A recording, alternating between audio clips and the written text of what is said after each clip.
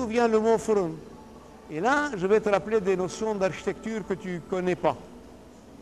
Et tu t'es rendu compte en visitant plusieurs maisons qui avaient des caves voûtées, que le rez-de-chaussée des immeubles, tu sais, celle qu'on appelle assari, tu as des caves, et au-dessus des caves, tu as un premier et un deuxième étage, qui sont des étages de maître. Les caves sont voûtées, pourquoi? Parce que les voûtes sont des assises, des fondations pour pouvoir soutenir les 2 ou 3 étages dessus. L'existence de voûtes, tu évites l'humidité du sol et te permet d'être un peu plus haut que pour éviter les animaux. Dans les sous-sols, dans les entresols qui sont ces belles caves voûtées qu'on dit aujourd'hui, qu'est-ce qu'on met? On met les animaux et la domesticité. Alors, dans le personnel dort dans les sous-sols, enfin dans l'entresol, sur le sol, sous les caves voûtées.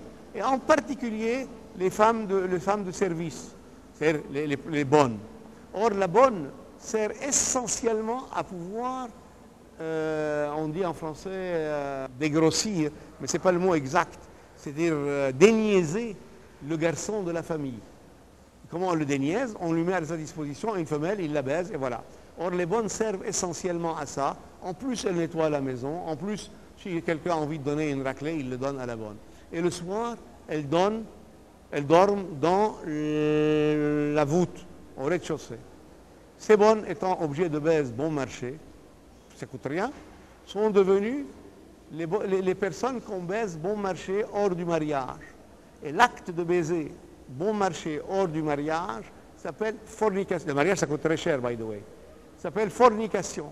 Alors tu me dis, mais quel rapport il y a entre la fornication et les demoiselles bon marché dans les caves? Ce que tu appelles les clés de voûte, les voûtes en français, se dit en grec fornix. Le mot fornix veut dire simplement les voûtes.